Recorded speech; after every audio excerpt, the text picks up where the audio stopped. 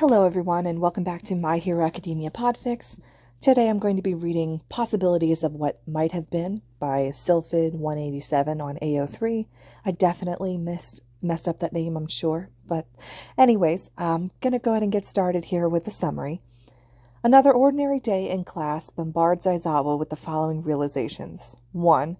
Todoroki and Bakugo could actually agree on something without the world ending. 2. Midoriya Izuku, for all his smiles and baby-faced looks, would have been a terrifying enemy. And 3. Kaminari can actually cause a class introspection, ergo, this is all his fault. Or, Aizawa Shota in Class 1A realize how lucky they are that Midoriya Izuku didn't end up a villain. He finally gets to see those notebooks. Chapter 1. The Biggest Threat. It starts with a joke made by Kaminari during class. Aizawa Shota had once again resigned his fate of the day to the hands of his ever-reliable sleeping bag. Today was a slow day, so he had given his class the freedom of a self-study while he supervised. Granted, Aizawa's version of supervision usually involved curling up on the floor like a sleep-deprived man. It didn't stop his ears and his senses enough for him to not know if his students were about to do something stupid, though. It also doesn't escape him that self-study will probably evolve into some form of gossip, probably except for Ida, who would actually take the time to study, but he figures his students have earned it. He's huddled up in front of the blackboard, just behind the small podium located in front and center of the classroom, and is lightly dozing when he hears it start. And it really shouldn't have come as a surprise to anyone that it's Kaminari who starts it. So, now that we've got a good idea on everyone's quirks and all, who do you guys think would have made a badass villain? He asked with a smirk. The silences most of the class for a moment before Ida, because of course it's Ida, probably frowns and proceeds his wild hand gesticulations. Kaminari, we should never contemplate the possibility of one of our own turning to villainy. I don't mean anything by it, man. I was just thinking which one of us would be hard to take down when we find him out on the opposite side, you know? Kaminari replies with a shrug. I'd rather not consider one of our own as an enemy to analyze, Yaoyorozu says with a sigh. Part of Aizawa can't help but agree. He didn't really want to picture any of his students on the opposite side of the battlefield. But you have to admit his question's not too bad, yeah? Kirishima says in agreement. We know each other's quirks at this point, including weaknesses and stuff, right? Makes for a great way to pass the time, I think. It might provide good insight with our own quirks, Karo. Aizawa can just imagine Asui placing a finger to her chin in contemplation as she continues. Most of our quirks work well together, and the only time we've ever really had a hard look at them working together against one another is during on-the-spot exam fights or during the sports festival. We usually have exercises to hone our strengths, not pick apart each other's weaknesses. Right? Plus, I kind of want to know who everyone thinks would be the most capable villain against anyone else here. Kaminari's smirking again. Aizawa can just picture it in his mind's eye. What do you guys think? This opens up a plethora of answers from a majority of the class, which everyone eventually contributing to the idea of which one of them would make a powerful opponent against other people in the room. Even Ida, who seems to have forgotten that he didn't want to be a part of the conversation, pitches in with some ideas and tactical strategies against some of his formidable classmates. The topic mostly veers towards highly common opinions that obviously people like Todoroki would be a formidable opponent, for the obvious advantages that his quirk affords. This Midoriya rebuttals that although powerful, Todoroki overusing one side of his quirk will cause him physical restraints and physical disadvantages. Zero then delves into the idea that Tokiyami's quirk could give their class a run for their money, especially when he maximizes Dark Shadow's ability. I mean, with how mysterious Tokiyami has been and all the hidden training he's been doing, who knows how many more tricks Dark Shadow has up its sleeve. Hagakure could probably take him down, though. I mean, can't he hit something? You can't hit something you can't see, right? There's always just hitting Dark Shadow with Ayama's laser. He doesn't do well in the daylight in bright places, right? That's under the assumption that Tokiyami doesn't know when and how to keep Dark Shadow hidden, though. And this seems to put the class back in another debate regarding Tokiyami's quirk. For something Kaminari came up with for fun, this was giving Aizawa an idea of his students' critical thinking skills, and it was turning out to be a more productive self-study period than he thought. Seems like everyone here's got something against someone else's quirk that can eventually take them down, so is Todoroki our current candidate for hardest villain to beat? That kind of seems like the obvious choice, though. Kaminari sighs. If we're considering most powerful quirks, then Todoroki might have the most to work with. His quirk limitations rely on his own personal developments, and if we don't count looking into terrain or casualties, since villains don't usually care for that, his fire and ice can definitely cause a significant amount of damage. Yaoyorozu inputs. She looks to Todoroki apologetically, probably for thinking her words have somewhat offended him, but he simply shrugs and nods to her. Is there anyone else that can pose a large threat, then? Asks Zero, someone we definitely want to take down ASAP because of how dangerous they could be on the opposite side. It isn't Mineta, that's for sure. He doesn't need to try to be a villain for someone to want to hit him, he hears Ashido mutter, followed by a marching protest of, "Hey!" from said boy. Well, Aizawa couldn't really disagree. Mineta already had a track record for being disliked because of all the perverted comments. He didn't need to be a villain for certain people in this class to want to punt him to the sun. What about Bakugo then, huh? Why is no one talk about him instead?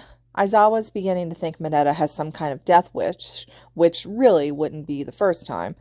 I mean, his powerhouse quirk aside, he just screams being a villain. Look at him. Yes, definitely has a death wish. Silence. His class has the decency to not follow up on that comment, and Aizawa knows that even if Bakugo doesn't vocalize his discomfort, the explosive boy would never want to be called a villain. He thinks it's about time for his nap to end anyway and step in. He's honestly very surprised Bakugo hasn't blown anything up yet at this point. Dude, I swear, why does everything you say have to sound so condescending and judgmental, man? The discomfort in Kirishima's voice can be heard immediately, and even without looking, Aizawa could tell he was not happy. No one would forget how the League of Villains themselves opted to kidnap his student because they had seen his potential to deflect, but Aizawa knows 1A believes in Bakugo's potential to be a hero. You guys are the ones that asked, Mineta protests, suddenly feeling very attacked by the looks his classmates were giving him. Besides, Ashido was the one that started it. Yeah, but it sounds less of an analysis of going against his quirk and more of you just categorizing him as a bad guy in general, Uraraka stated firmly, albeit softly. I wish you would just stop yourself from saying stuff like that and think about it first, especially if you know that the way you say it is just meant to be hurtful. Ashido only said all that stuff about you because you keep making all these comments about the girls in our class, and that makes them uncomfortable whether you mean it or not. But the way you called Bakugo a villain was not cool, even if it was just because someone else said something about you that you didn't like. Kirishima pitches in again. Aizawa knows how close the boy has gotten to Bakugo, and he was going to be there for his friend.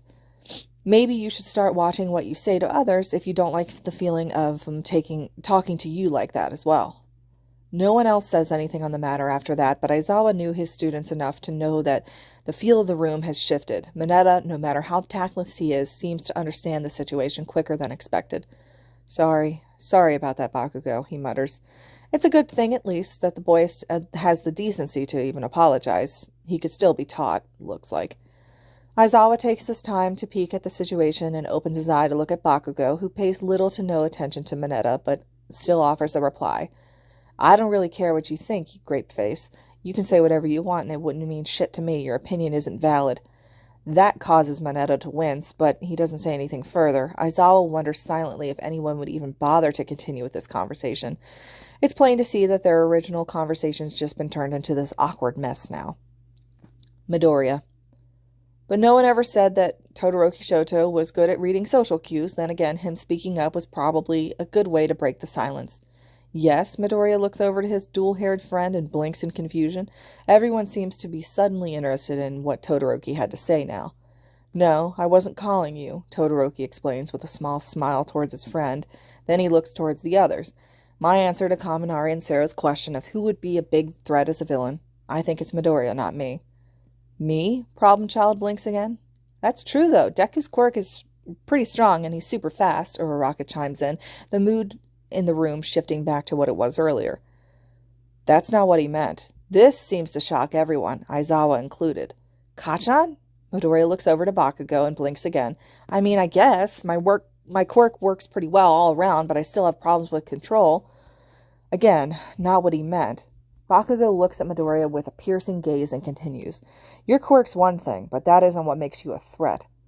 I don't understand.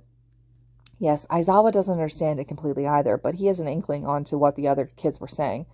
Well, Icy Hot, care to finish your train of thought? Bakugo looks to Todoroki. Todoroki has the gall to sigh and roll his eyes at Bakugo before shifting his gaze to the window as he speaks.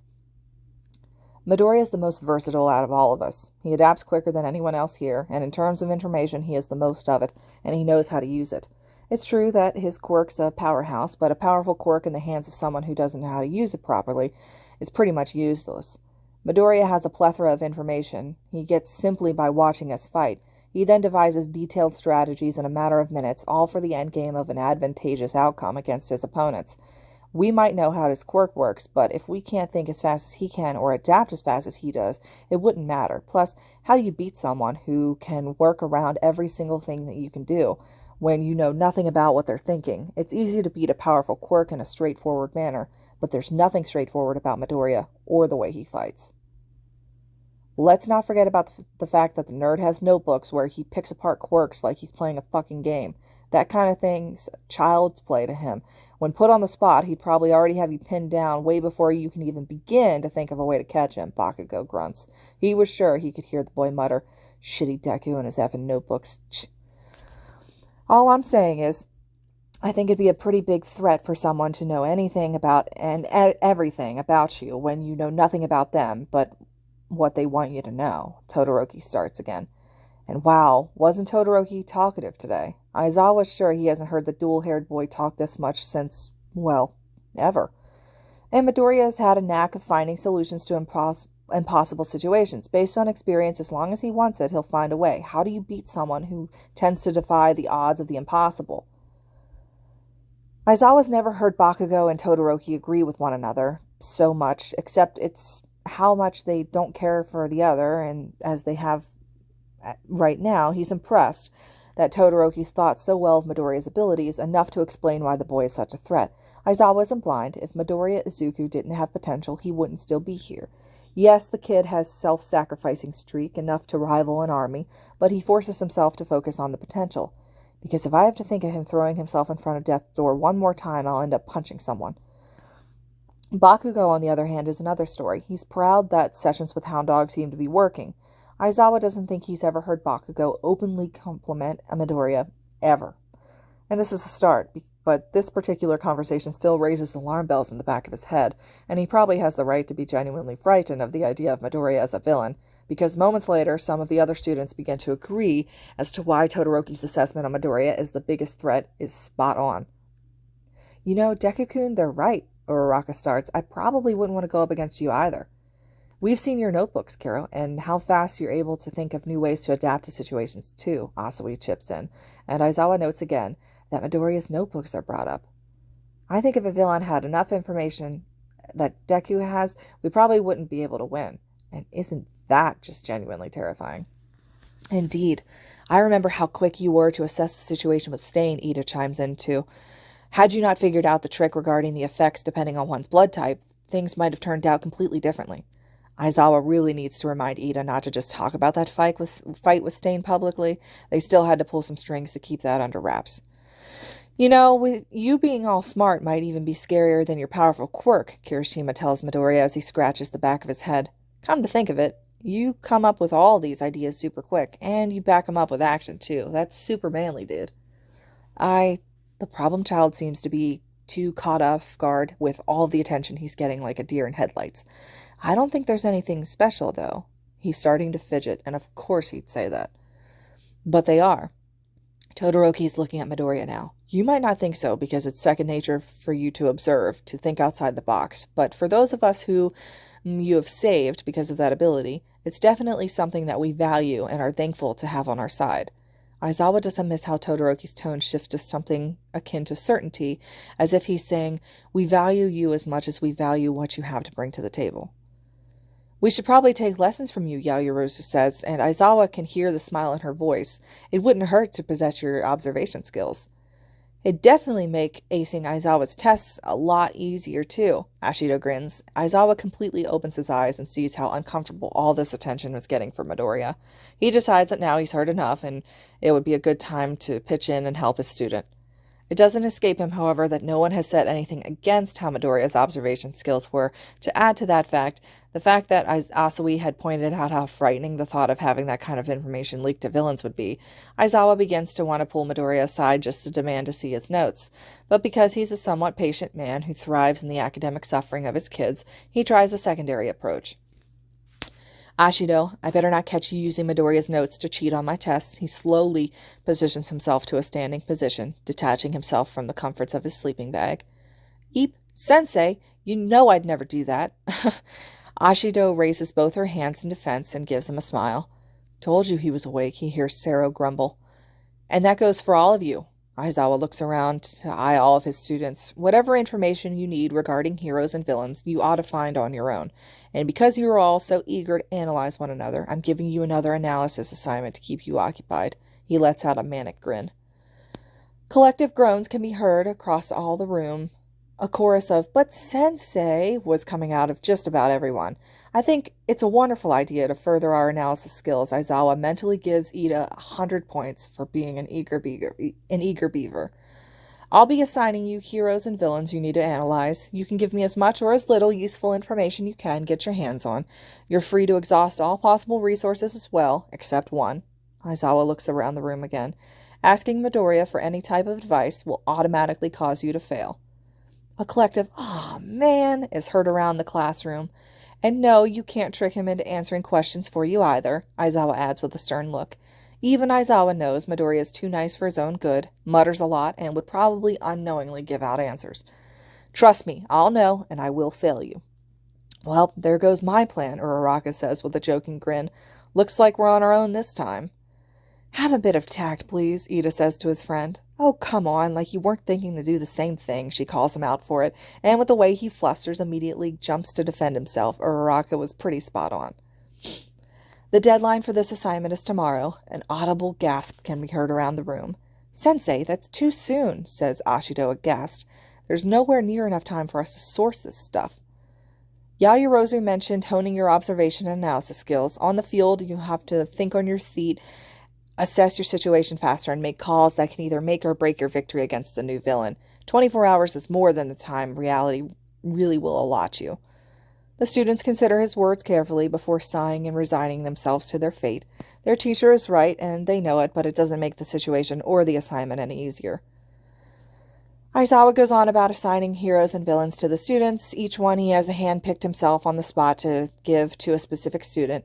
All these heroes and villains you've already encountered and spoken to. I won't give you anyone you haven't had any interaction with. Furthermore, expect more from those of you who actually got UA teachers. You should know enough about the ones teaching you, especially since you've already been exposed to how they fight.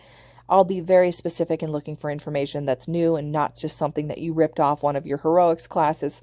For those who got villains we've encountered, try to think of new ways to exploit their weaknesses and strengths based on what you've seen. You won't have as much information on the heroes, but you should have enough to provide a straightforward analysis and to exercise thinking outside the box. I don't care how little information you can give me. If it's thought out and something to be considered, it's still useful. He announces the corresponding student that's assigned to analyze which hero or villain, but stops when he reads out Midoriya's name. Midoriya Izuku. He looks at Midoriya and grins wide and menacing. He can just about see his student's sweat drop. Aizawa Shoda wants to know what all this fuss was about with Midoriya. The hero I want you to write your analysis on. Time and time again he's heard of others boasting of the kids' notebooks and analysis like they were a gold mine, and he wants to see for himself what the boy's capable of, before he can even ask Midoriya to show him his already existing notes, because reality is he will ask for those notes. He knows the best way to gauge what Midoriya Izuku is capable of is giving him someone that Shota himself can assess at full capacity. Someone he can find errors and corrections on with ease.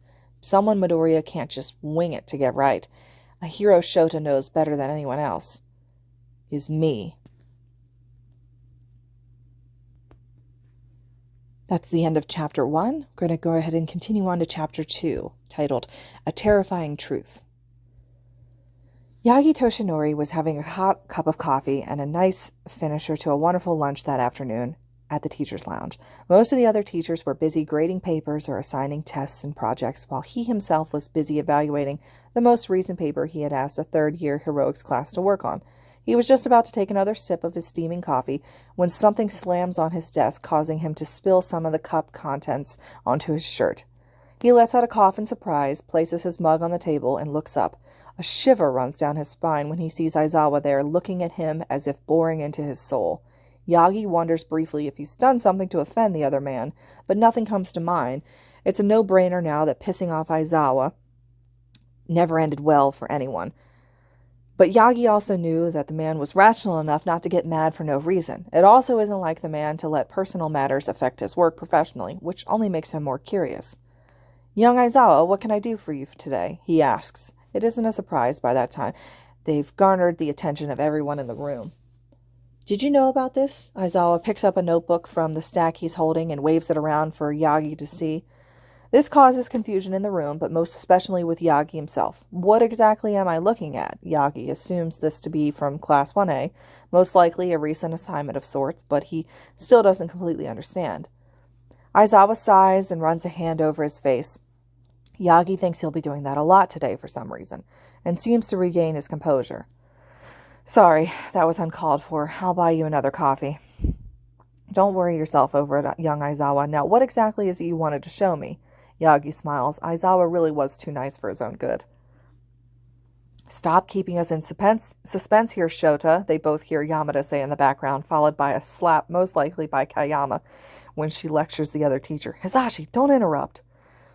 Hisashi just laughs. "Oh, come on, don't act like you're not curious." And he gets hit again after that. Yagi laughs lightly at the exchange of his colleagues, and then focuses attention back to the man in front of him. Aizawa was still holding the notebook. Upon paying further attention, he could see a name, Midoriya Izuku, written in his disciple's handwriting at the front, and above the name were the words, "An in-depth analysis assignment, Aizawa Shota, a.k.a. Eraserhead." He really shouldn't be surprised anymore. Whatever this was, he had something to do with young Midoriya again. It usually did.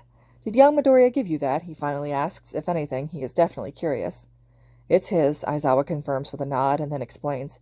"Yesterday in class, Kaminari asked his classmates which among them they thought would be a formidable foe if on the other side. 1,000 yen says all of them said either Bakugo or Todoroki," Nomuri pitches in. And she isn't wrong. Yagi agrees that those two would be formidable foes, if only for their powerhouse quirks. That's the thing. Todoroki got most of the votes for obvious reasons, but some for Bakugo, and the others were evenly distributed to other members of their class. "But?" asks Hisashi. Yagi could swear that he could see the other's eyebrows shoot up from behind the shades. "Todoroki and Bakugo's answers got me curious," Aizawa states. Todoroki brought up that if anyone would be a frightening villain, it'd be Midoriya, and Bakugo agreed. It would seem that the other teachers were now inserting themselves into the conversation. "What, like the one who breaks his bone all the time?"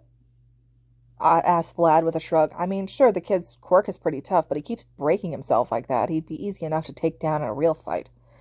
Yagi can't help but feel sympathetic towards Midoriya. He knew that the boy was working hard and making fast progress with One for All, but there were still certain struggles regarding control that the young boy had to overcome. And those who were unaware of Izuku's quirkless status prior to having All Might's quirk wouldn't make the connection regarding how fast his improvements have actually been.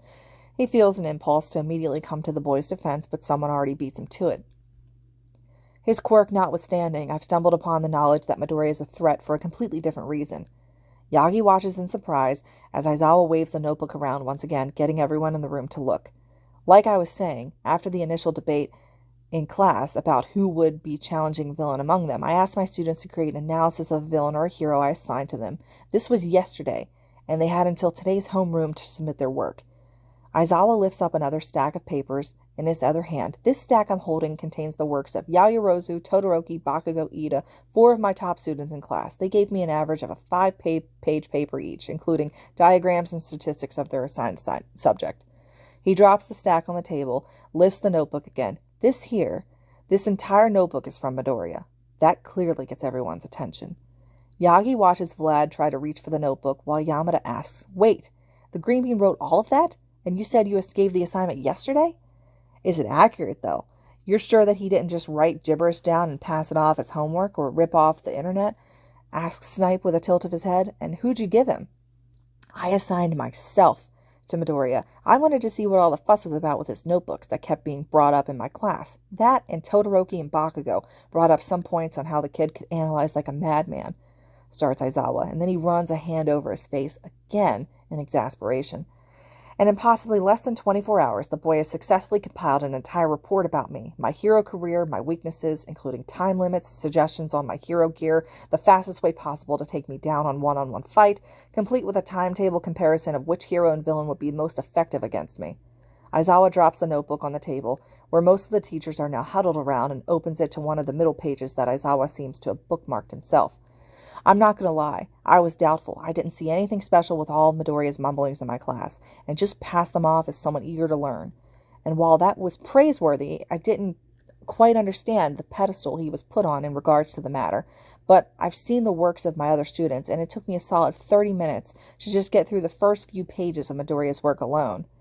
Yagi's eyes widen, true to Aizawa's word. Page 10. Goodness. The boy made it to page 10 of Midoriya's work, started with the header. Possible heroes and villains that can effectively combat Eraserhead. Ranked by efficiency and effectiveness against Erasure, please refer to pages 18 to 20 for overall chart comparison. Yagi had expected to see spotlight heroes in Midoriya's list. What he didn't expect were a list of barely known heroes, those who mostly worked underground and some who were just starting out their careers as pros. Midoriya didn't just provide ways that these heroes were effective against his subject, he made a complete side-by-side comparison, approximately 1 page per Eraserhead's possible counterpart, and complete with illustrations on why and which elements of their quirk would prove most effective with a given situation. He also provided possible terrain advantages and limitations.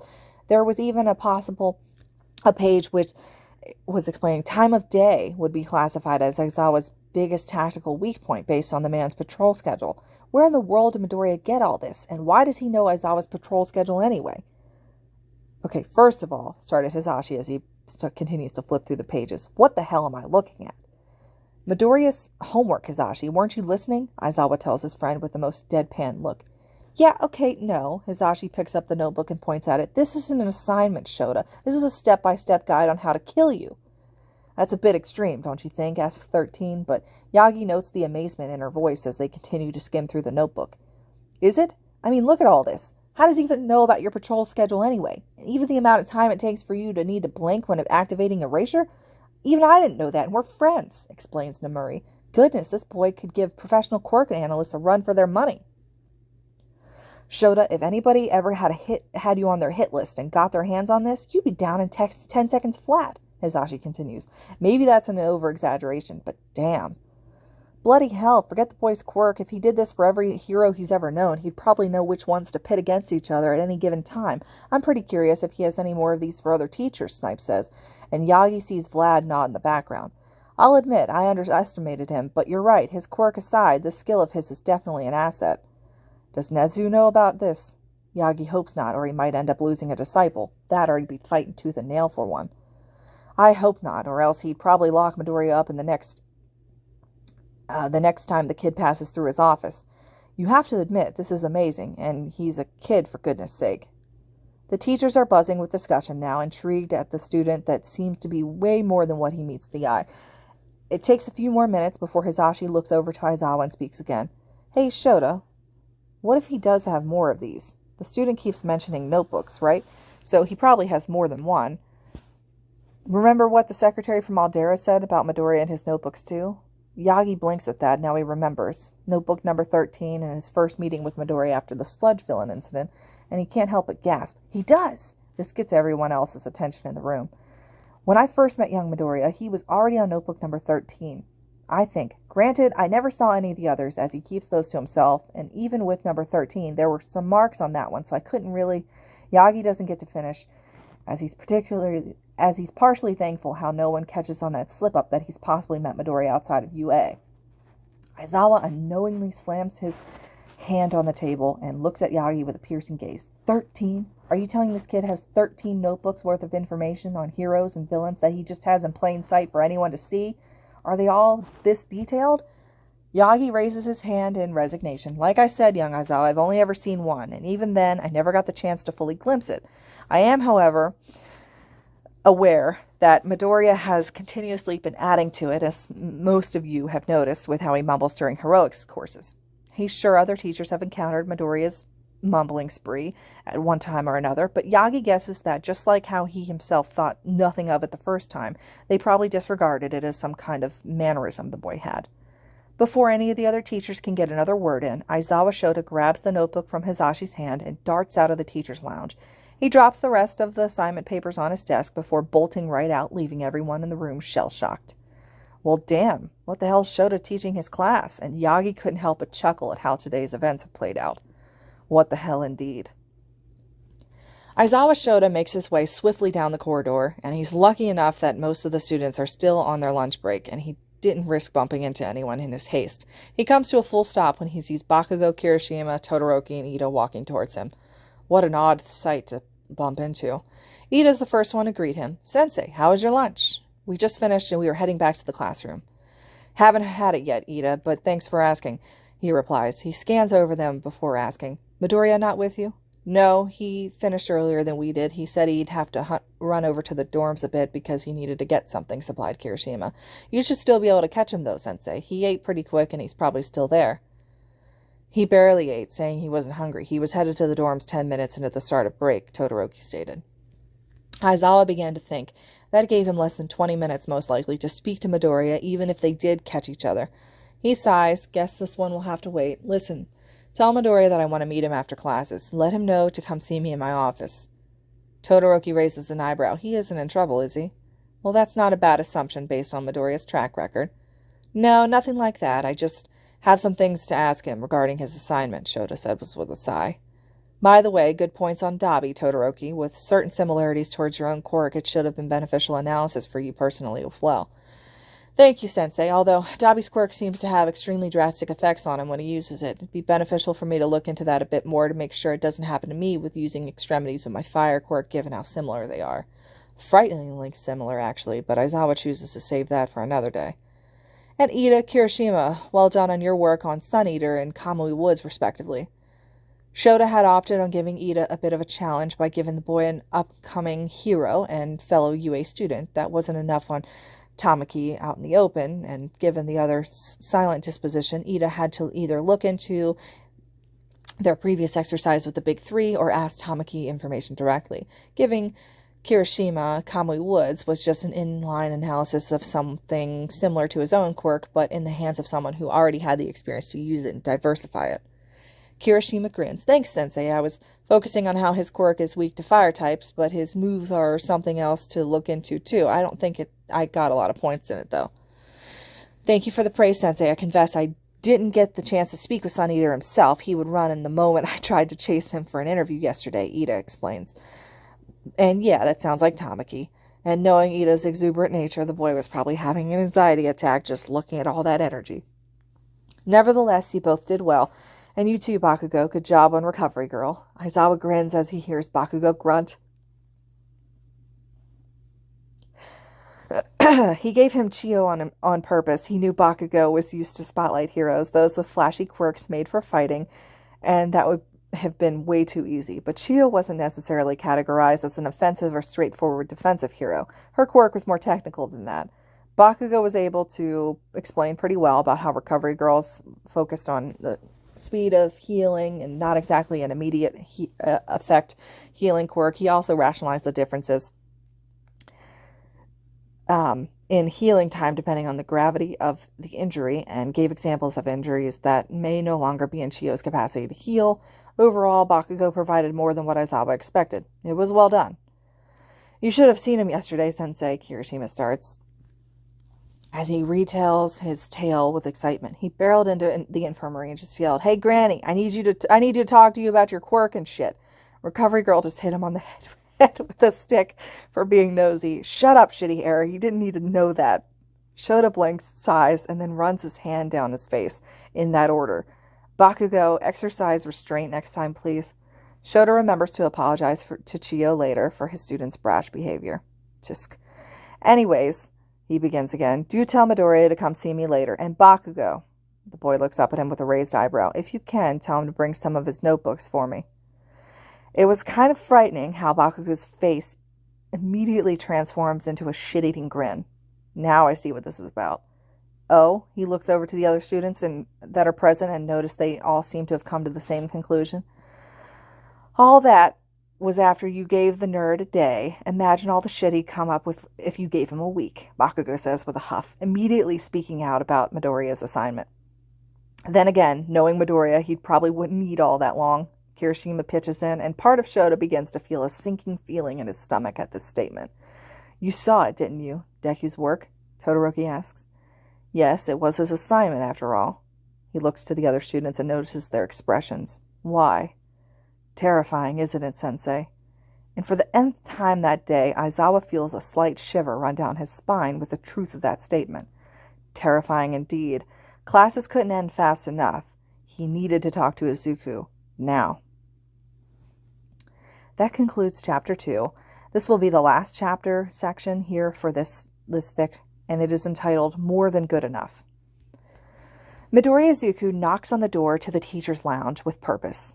Classes had just ended, and safe enough to say he was extremely surprised when one Bakugo Katsuki barreled towards him, telling him that Aizawa-sensei was requesting to see him after class. Bakugo didn't even bother to tell Izuku that he was going to the teacher's lounge for. All the explosive boy mentioned was to remember to bring his notebooks on his teacher's orders. Izuku didn't really understand, but didn't have it in him to question what his teacher wanted. He just wishes that this isn't some elaborate plot, all to just make him lug things around to opposite ends of the academy. But considering that Todoroki and Ida had both backed up Bakugo's story, he highly doubts it. Besides, Izuku thinks he wouldn't really waste his time on petty pranks like this. It just wasn't like him.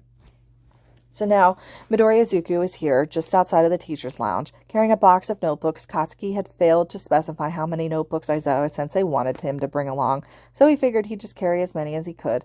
He's able to fit a good amount into a rectangular box he found, roughly larger than a shoebox, so it's not all that hard to carry. As much as he wanted to take all his notes with him, some of them were unfinished, and while some were undergoing revisions of his own making, so he took all of the completed notes from notebooks 1 to 13, and then some he's finished up during his days in school. He huffs, adjusting to the box in his left arm before knocking. Aizawa-sensei, it's Midoriya, he says with another huff. Come in, problem child. Izuku thinks the man sounds tired again. He hopes Aizawa hasn't been overworking himself. He's able to use his other hand to open the door with ease before using the rest of his body to help push it open. I'm coming in now, Sensei. Hope I'm not disturbing you. And then he walks over into the room. The lounge is empty. Considering that classes have just ended, and it's probably to be expected that the teachers were away doing their own business, most of the times that Izuku has visited Aizawa in his office, he's been alone. And Izuku would never say it out loud, but for this he's grateful. Most of his personal and emotional baggage was already a struggle to unload towards his homeroom teacher. He doesn't think himself that capable yet that he can unload that in front of other teachers, no matter how familiar they are with him by now. What is that? He looked over to Aizawa, who seemed to be staring at him and the box he was holding. He's mostly fixated towards the box. Oh, Kachan asked me to bring my notebooks over, Sensei. I didn't know how many of them you wanted me to bring so you could see, but I brought as many as I could easily carry, he explains. He sees them shuffling from the corner of his eyes, sees Aizawa-sensei get up from his chair. He waits a moment before he feels the box being lifted away from him. He lets go and allows his teacher to take the box of notebooks over to the desk and places it on top of the table. Sit, problem child. Izuku looks over to his teacher, whose one hand is pointing at the chair opposite him, gesturing for him to sit. He nods pointedly before taking the offer and sitting on the chair across from his teacher. He begins to get a bit nervous. The last time he sat here, he ended up pouring his emotional turmoil for Aizawa-sensei to see. Once he was seated, Izuku notes the growing bags under Aizawa's eyes and asks in concern, Sensei, are you sure this can't wait? You look like you need to sleep some more. Don't worry about me, problem child. We have some things we need to discuss, and trust me, these can't wait. The finality in Aizawa's voice leaves no room for arguments, and Izuku just nods. If you say so, Sensei, he replies. For a moment, there's nothing but silence between them, and Izuku wonders if his teacher is really okay, or maybe he's fallen asleep with his eyes wide open. He watches with interest as Aizawa-sensei eventually opens one of the desk drawers, grabs a familiar notebook, and then hands it to him. First off, good job on the assignment. Highest score in class. Izuku takes his notebook and sees the 100 marked on the top right of it. He smiles. He was rather proud and excited for this particular assignment. To think, he got to do an in-depth analysis on Eraserhead. He tried to best compile everything overnight, but he did it, and he was really happy that the man had seemed to approve of his work. He opens the assignment and he can't help but want to ask more questions. Thank you, Sensei. I hope I didn't make any major mistakes on any of my assumptions, though. In regards to the comparison chart, I've only ever really seen these heroes once or twice, but I figured that some aspects of their quirk would definitely be effective against yours. But like I said, especially for some of the newer heroes on that list, I've only ever seen some of them once or twice, and a few others I caught through some of their online fights Izuku starts, and he's super excited to share all of this with Aizawa Sensei. Said Sensei didn't seem to be telling him to stop, so Izuku continues to flip through his notebook assignment and goes on. And with your patrol schedule, I went to some online forums and looked up sightings view in certain areas. There were actually enough information going around about where you were spotted for me to kind of piece together certain days and hours of your patrol. But I could be wrong on those too, since I didn't directly ask you about it. He flips to the pages detailing Eraserhead's schedule and shows them to Aizawa. Like this one here, I had to compile sightings and civilian testimonies I found online, so the hour of patrol might not be as accurate, but I tried my best to get as much information as I could by putting it here and submitting it as a possibility. When Izuku finally noticed that his teacher hasn't said a single thing, he finally takes the time to look up. He sees Aizawa looking at him like he's grown a second head. Quite frankly, the older man seems to be at a loss for words at the moment. Izuku realizes he's been pretty rude. He's been so excited about his grade on the analysis homework, and he got preoccupied in regards to wanting to ask all these questions, that he forgot about letting his teacher talk at all. Izuku shoots up from his chair, bows his head, placing the assignment on the desk in the process. Sorry, Sensei, that was rude of me. He knows how other people don't like it sometimes when he talks. Tell me, did you sleep when I gave you this assignment? Izuku blinks. Yes, sir, I did. Like, really slept? Yes. All right, I'm just making sure. Sensei? Sit down, problem child.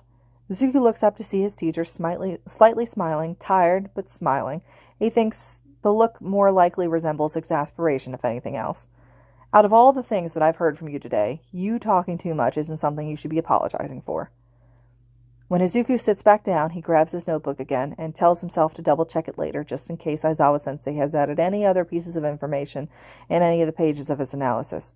He waits again before he watches as his homeroom teacher sits himself upright with his elbows on his knees and looks him in the eye. Now, where to begin?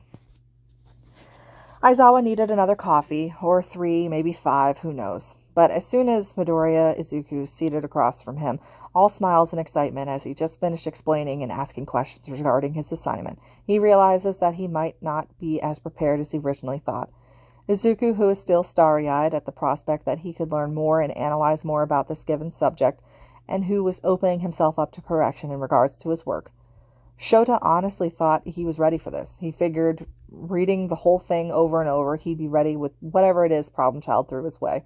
Apparently the universe just really liked to prove him wrong, though. That and adding a bit more to his suffering seemed to be the best course of action.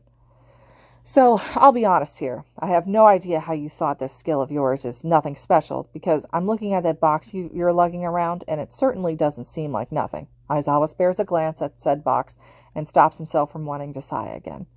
He had expected a few notebooks here and there, maybe 10 fillers worth, but a box full of them wasn't it.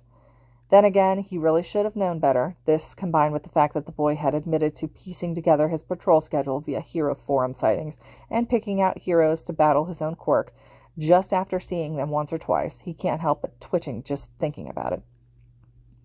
He watches Izuku blink, and then tilt his head to one side. But they're just notes, though, Sensei. I really didn't think it was anything worth noting.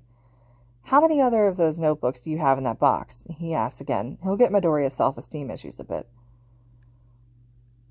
His student places a hand on his chin and thinks about it for a moment. Well, I had 13 notebooks before I started UA, and I usually fill in about 1 or 2 notebooks every year when I was younger. I didn't have much exposure to heroes and villains then, other than the news footage and hero sites. Right now, though, I have an additional 5 more than when I started my first year, and I tried to best have one of all the villains that we've encountered too, so most of the pages have been way more detailed compared to when I started. So if I'm running the math right, you have roughly 18 notebooks in that box right now? Pretty much. I have some other analysis on pieces of paper that I just wrote down in class or during breaks, and I still have to compile those. And I do have a separate one for 1A students and another one for 1B, Izuku says. Okay, you know what? Why don't you run me through some of those? He gestures through the box because it seems like the kid's got a lot of notebooks, and if he has to explain one by one, they won't be done by the end of the day. Give me one of your earliest ones and one of your latest ones. Midoriya nods. He places the box on his lap and he starts thumbing through the stack of notebooks. He picks up one that looked to be old and worn out and hands that one to Aizawa. That one's from when I was 5, I think. Mostly doodles and things and some stuff I asked my mom to write for me. Did the kid just say he was 5 when he wrote this? Shit. He really wants to run a hand down his face right now. The image of a mini 5-year-old Izuku jotting down how to stop a villain seemed cute in his head, but also deadly. Aizawa prays Midoriya's mother didn't have this many heart attacks raising her son. Shota opens the notebook to be greeted by, just like Midoriya said, a plethora of doodles and scribbles. He raises an eyebrow and flips through the pages, noting how most of it is just arrows and symbols he can't make sense of, next to blob-like drawings of what he assumes to be the hero he's writing about. If I asked you to rewrite these, would you remember the kind of information you were thinking of writing down based on all these drawings? I guess so. I've been looking through them lately, and I figured it'd be better for me to rewrite them eventually. It's just that most of these heroes aren't spotlight ones anymore. Some are retired, too. It's been a long time since I've written about them. I have considered updating the ones that are still active, though, Izuku tells him. But yes, Sensei, I could probably still rewrite them well enough, and I still remember most of what those symbols meant to me as a kid. Back then, it didn't really matter to me then if anyone else could understand it as long as I could. And your latest work? Aizawa asks with a raised eyebrow, and Midoriya hands him a notebook with a blank front page. He opens the notebook to see a page containing analysis of none other than the members of the League of Villains. I've been working on that lately. I wanted to show it to you or All Might once I got everything done. It's just that with everything that's been going on, I guess I sort of forgot about it for a while. Izuku looks sheepish as he scratches the back of his head. Does anyone else know you've been doing this or that this notebook exists? Aizawa immediately asks. Izuku shakes his head and Shota sighs in relief. I haven't really mentioned it to anyone. I didn't want anyone to know about it or that it was anything worth talking about. Your decision to not tell anyone about it was the right choice, but you have the wrong idea as to why you need to keep something like this to yourself. Aizawa places the notebook back in Izuku's box, gestures for it to be placed back on the table. He waits for the boy to do so before continuing. I wonder if you realize how dangerous your skill actually is. Sensei? Did you ever stop to think about what would happen if a villain were to get their hands on one of your notebooks containing the students and teachers? Kid, you would single-handedly be responsible for the downfall of the entirety of UA. Aizawa watches his student's eyes widen in shock. You have to understand, I'm not telling you this to stop doing whatever it is you're doing.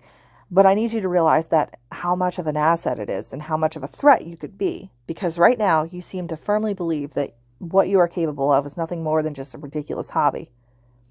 Izuku continues to stare, as if having trouble contemplating what Aizawa was saying.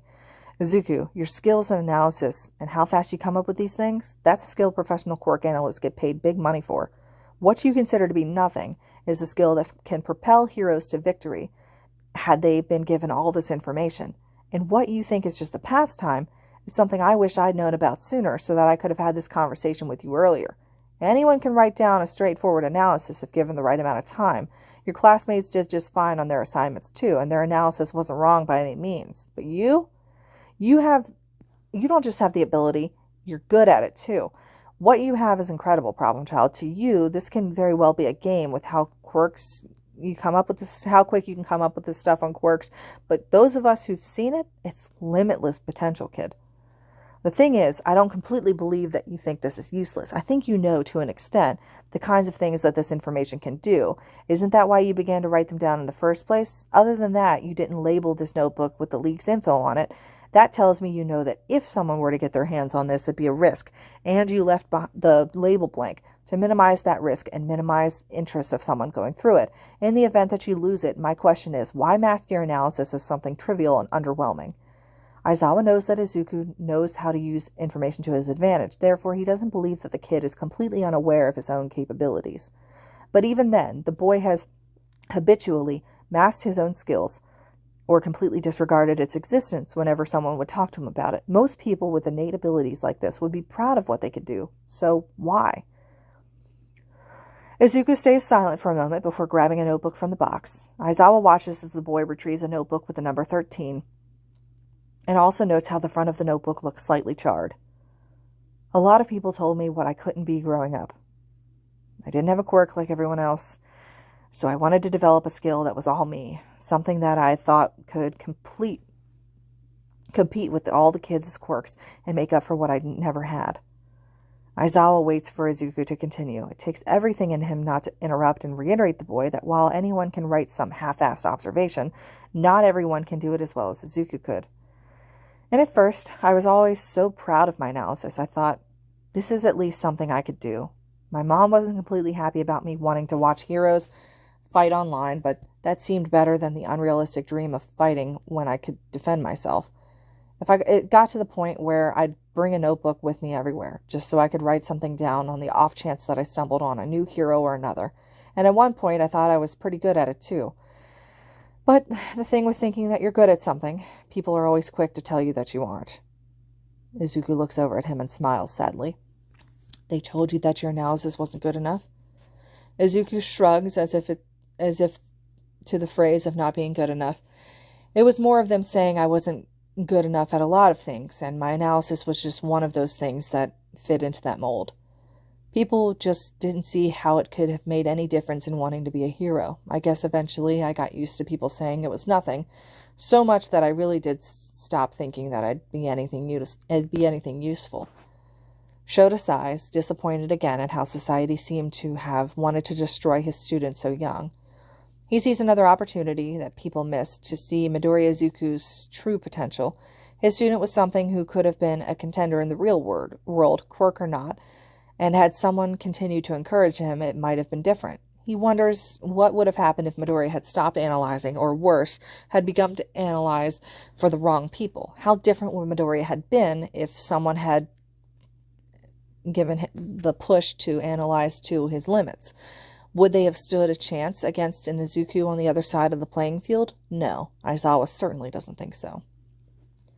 Let me say it again, he begins, making sure to look Izuku in the eye. This is on another level. You're young, Izuku. You're young, but so open-minded and full of ideas. You can think on your feet, have a plethora of info stored in that brain of yours. That, alone, makes you a threat and an asset. Those who said you weren't good enough, those are the same people who looked away from your potential because you started out quirkless. Izuku smiles at him. Thanks again, Sensei. I'm happy you wanted to see my work. I mean, I'm sure the class has told you some things, but even if I don't advertise it anymore, I do talk a lot about it when asked. And that reminds Aizawa why he wanted to see all of Izuku's notebooks to begin with. Thank you for showing me these. Now that I've seen it, there's something else I want you to do. I don't follow. I'm going to teach you how to store these properly. Midoriya, you have to start being careful with what information other people can see and which ones are better off to be kept just for you. It might take a while, but it would probably be better for you to learn to code your notebooks and analysis in a way that only you and a select few can understand. This will work for both your protection and for those whose information is stored within your works, Aizawa explains carefully. The green-haired male bites his lip in uncertainty. I don't really know much about writing code, though, Sensei. I haven't really thought about hiding my works because no one's been interested in them before. I'm pretty sure I wrote those with the intent of making them easier to understand for whoever reads them. Then you'll learn. This isn't, unfortunately, up for debate. I've seen your work, kid. The less people who can understand it, the better and well-protected you will be. What's more important is that you can use it to your advantage, but you need to take steps to make sure that in the event someone does find it, they can't trace it back to you and have it used against you. We'll think of a system that will be easier for you to understand, but difficult for everyone else. What's important is that you can use it. It doesn't matter if it's gibberish to everyone else. What about you? Izuku asked questionably. I mean, if they're really important, I wouldn't mind giving these to you if they can help with the League or some of the villains that are under your radar.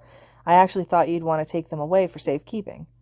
Aizawa smirks. They are yours, kid. You use them as much as you see fit, but I'm only teaching you how to make sure your safety isn't compromised in the process. One day, when I ask you to analyze a villain for me for one of my cases, and I brag to the police force in Tsukauchi on how you can probably do their job better, Izuku sputters at this, I'll make sure that you're of legal age to properly be compensated for your work.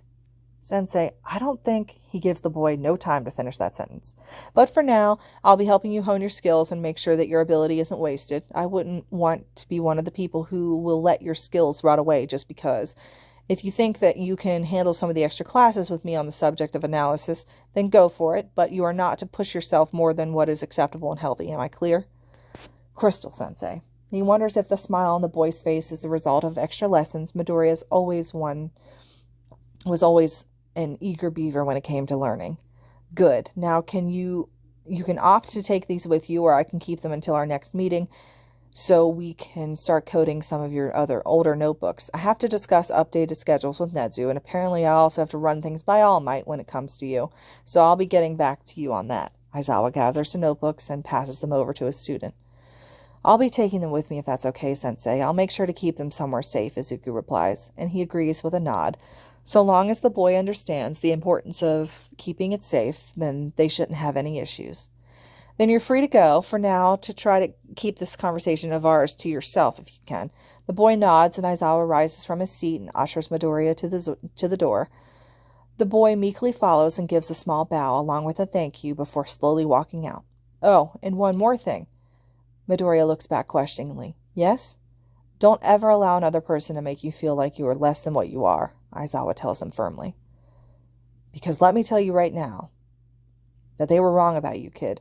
And they'll be rolling in their graves, eating their words one day when they get a taste of what you're truly capable of. And for the first time since today's revelations, the boy gives out a wide grin. I won't, Sensei, thank you. Previous conversations would have been helping, it seems. The kid seems more keen on accepting compliments now rather than apologizing for them. As Midoriya Izuku runs off and makes his way back to the dormitories, Aizawa closes the door to the teacher's lounge and slumps back against the door with a heavy sigh. His composure crumbles the moment the boy is out the door. He'd only caught a few pages of those notebooks, shifted through them because time was short for him to go through every single one.